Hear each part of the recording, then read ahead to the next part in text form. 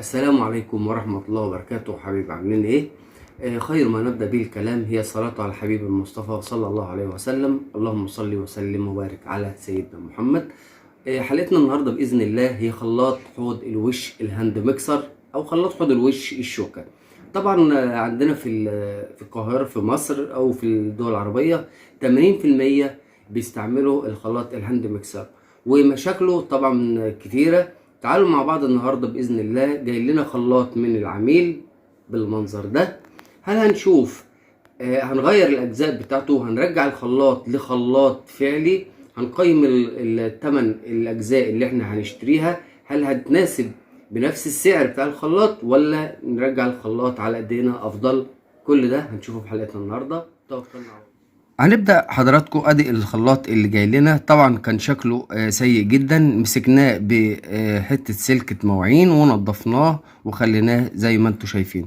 هنبدأ نفك بقى الوصلتين اللي هما القدام بتوعنا دولت. ادي الوصلتين، وزي ما بقول باستمرار مش عايزين نرمي اي حاجة. طب دول بايظين وهيترموا، دول وصلتين. لا، احنا ممكن فيما بعد في اي وقت ناخد الألسي ده، الألسي الاسمر ده، الألسي ده اهو. عشان كده دايما بقول محدش يرمي اي حاجة. طيب هنيجي بقى نفك نشوف ادي القلب بتاعنا. واحنا بنشرح كده الخلاط بتاعنا. طبعا لو حضرتك عندك الخلاط الهاند ميكسر وحبيت تغير القلب، حبيت جزء من الاجزاء اللي احنا هنشتغل فيها دلوقتي تغيرها، يبقى احنا كده عملنا حلقتين في حلقة واحدة. هنفك النحاسة ديت. النحاسة دي خفيفة جدا جدا، يعني لو حضراتكم شايفين كده انا هجيبها لحضراتكم. العميل بص عمل فيها ازاي، كسرها. دي جديدة بس للأسف كسرها. هتفك بقى النحاسة كده واحدة واحدة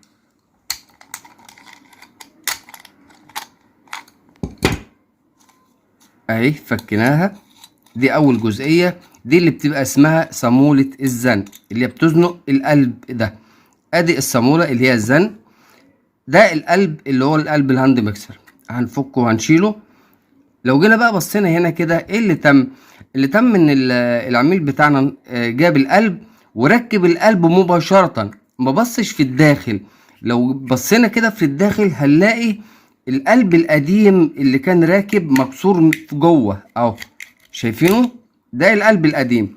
ركب القلب الجديد مباشرة، ما بصش ما نضفش القلب بتاعنا. طيب هنضفه زي ما حضرتك شايفين كده. هننضف القلب قبل ما تركب او تنزل بالقلب الجديد. لازم تأمن لي على الجزء اللي بداخل القلب من الداخل، بحيث ان انت ما تركبش الجديد والوش ده الوش القديم كان راكب اتكسر جوه. هننضفه ونرجع مع حضراتكم. ادي الاجزاء اللي حضراتكم، ادي القلب القديم اللي كان في قلب الخلاط نفسه كده. هنركن بقى القديم خالص اللي احنا روقناه. ادي القلب من الداخل، الخلاط من الداخل. في مشكلة هنا دايما بتقابل الناس، ان انا بفتح المية السخن ضعيف جدا او البارد ضعيف جدا. لو جينا قلبت خلاط كده، ادي دخول البارد ودخول السخن. لو جينا قلبناه من القلب من جوه، لو يا ريت بس عايز اوضحها لكم اهي، تمام كده. لو في الحالة دي هتلاقي فيه رواسب هنا، رواسب في القلب من الداخل. تقدر لو فكيت بالمنظر ده هتجيب اي مفك وتنظف الرواسب اللي هنا. في هنا بيتراكم صدى في الدخول، هنا تراكم صدى فبيقفل دخول المية. في ناس بتقول تاخد الخلاط وتنضفه عند ناس متخصصة. لو في مصر في السبتية ناس بتنضفه. ولا تشيل خلاط ولا تروح لا شمال ولا يمين. انت مجرد ما فكيت ادي القلب اهو، حضرتك هتبص عليه هتلاقي ادي دخول البارد دخول السخن. لو قلبت الخلاط هتلاقي دخول البارد دخول السخن. بمفك عادي خالص هتنضف الرواسب بتاعتك وخلاص، رجع الخلاط زي الفل كأنه جديد. يعني ده جسم الخلاط بس كده. طيب هنيجي بقى نركب القلب بتاعنا او الاجزاء بتاعتنا ونشرح بقى، نستعرض مع حضراتكم كده. معلش قبل ما نبدأ، القلب، الخلاط، الشوكة بتاعت الخلاط، الصامولة الزن بالوش بتاعها، القنطرة معانا موجودة وهنقولها برضو، الوصلتين اللي احنا جبناهم تمام كده.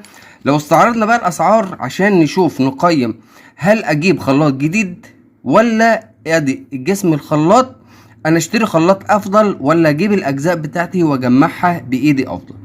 لو جينا حسبناها كده هنقول الوصلتين دول الوصلة ب20 يبقى دي كده 40، والقلب ب15، الصامولة والوش ب15 يبقى دي كده 70، وادي 30 يبقى دي 90. ولو القنطرة هنجيبها مش هتجيب 25 جنيه، يعني دخلنا في الموضوع كله في حوالي هنقول 120 جنيه. 120 جنيه لو رحت جبت خلاط هاند مكسر لا يقل ثمنه عن 300 و 380 370 في الرينج ده، وطبعا بيبقى اللي هو الصيني. انما حضرتك انت جبت الحاجة النظيفة اللي هي دولة الاسباني النوع النظيف، جبت الصامولة الزنق بتاعتك اللي هي النحاس كويسة، جبت الشوكة محملة كويسة، جبت القنطرة محملة كويسة، يعني جبنا كل حاجة على ايدك مظبوط. طيب هنيجي بقى نركب القلب. طبعا انت هنستغل بقى النقطة ديت واحنا بنجمع. لو عند حضرتك الخلاط بايظ او في مشكلة وحبيت تغير القلب، هنأدي القلب في هنا بنزين دايما بنتكلم عليهم، دول اهم حاجة. البنزين دول بنزين كده صغيرين جايبين، ايوه البنز ده والبنز ده تمام كده. في الداخل القلب جوه في بنزين كذلك اللي هو البنز ده والبنز ده، بينزل عليهم البنزين اللي هم دول، هتنزل بيه كده. لو شايفين بص ايدي، لو انا بحرك كده شمال او يمين ما تحركش معايا يبقى كده نزل على البنزين بالظبط. طيب لو انا كده نزلت، يعني انا هعكس، لو نزلت كده البنزين مش في مكانهم، لو لفيت بص كده يبقى القلب مش راكب مظبوط. لا هعدل بقى البنز اخليه ينزل مكانه. مجرد ما نزل البنز مكانه لو جيت لفيت شمال او يمين مفيش اي حركة للقلب.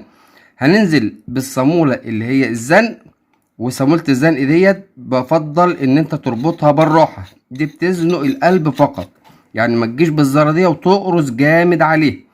اهي انا ربطتها بايدي وهاجي اركبها بالبنسة بتاعتي بالراحة، مش هقرط عليها جامد. تمام كده.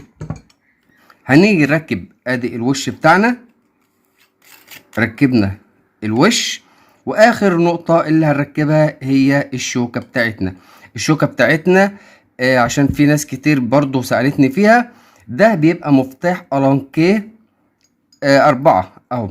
ده مفتاح ألانكيه فيه مسمار جوه اهو، شايفينه اهو اهيت، هجيب لحضراتكم ايوه ادي المفتاح الألانكيه ده مسمار زن بيزنق في الصباع اللي هو بتاع القلب.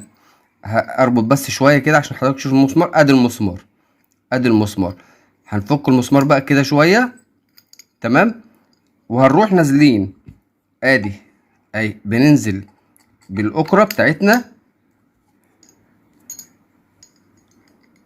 انا بحاول على قدر ما اقدر ان انا اوضحها لحضراتكم بالسهولة كده. نزلنا بالاكرة بتاعتنا وتربط على المسمار ان هو يزنق الاكرة عشان ما تخلعش. كده ربطنا ادي الاكرة، رجعنا الخلاط زي ما كان تمام كده، ادي يمين وادي الشمال والخلاط شغال. هنيجي بقى نركب القنطرة بتاعتنا. وقبل ما نركب القنطرة بتاعتنا في نقطة، في معظم الناس بتتكلم القنطرة الراكبة اهيت، القنطرة اهي، في ناس بتتكلم بتقول ان في مية بتيجي من هنا، في مية بتيجي من فوق الصامولة دي، من فوق الصامولة. هل كده نغير الخلاط؟ لا، انت بعد ما تفك القنطرة لو قلبتها كده من القلب من الداخل ليها مفتاح ألانكيه، مفتاح ألانكيه اهو بتفك كده. طب انا لو معيش مفتاح ألانكيه وحابب افك دي، ده القلب بتاعها، افك لو بمعلقة بمفكين عادة هتقرص عليها تلمها اهي جابت معاك. انا فكدها بص القنطرة اهي. السن ده ايه مصدر المية لما بتخرج من فوق الصامولة؟ في اولسي اهو، اولسي الاسمر ده لو اتقطع، لو اتقطع هيجيب ميه. طيب انا ما معيش الاولسي او مش عارف اوفر الاولسي، حضرتك ركب عادي خالص كده ولف عليها قطعه تفلون بسيطه. وبعد ما لفينا التفلون عليها هترجع تربطها تاني. دي لو حالة ان القنطرة من فوق الصامولة بتجيب مية معاك.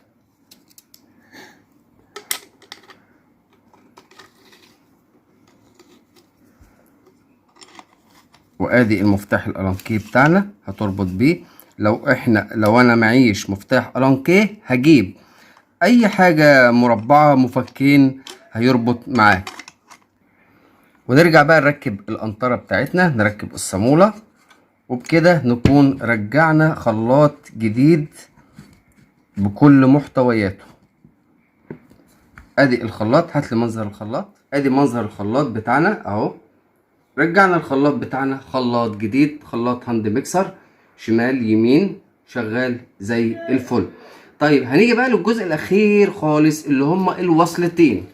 في هنا الوصلتين طبعا معاك الصاموله اللي هي بتربط الخلاط، هي للاسف مش موجوده معايا دلوقتي. الصاموله اللي بتربط الخلاط هتركبها في الوصلتين من هنا، وتروح مطلع دول الوصلتين من الحوض من تحت في فتحه الحوض، بحيث ان انت تربط دي، تربط الاتنين الصاموله بتبقى هنا من تحت، وتروح نازل بيها وتروح رابط على الحوض اللي هي صامولة الزن اللي هي بتمسك الخلاط. وبكده نكون خلصنا حلقتنا النهارده وموضوع حلقتنا النهارده. وزي ما حضراتكم شايفين رجعنا خلاط الهاند ميكسر جديد، تمنه كل الامكانيات اللي احنا جبناها، المستلزمات بتاعته ما كلفتناش 120 جنيه طبعا على ايدك، والحاجه اللي انت جبتها جايبه الحاجه المضمونه. واي عطل في الخلاط الهاند ميكسر طبعا شفت حضرتك كل الاجزاء اللي هي بتخص الخلاط صلحناها وغيرناها. ويا رب تكون الحلقه عجبتكم، واشوفكم في لقاء اخر، والسلام عليكم ورحمه الله وبركاته.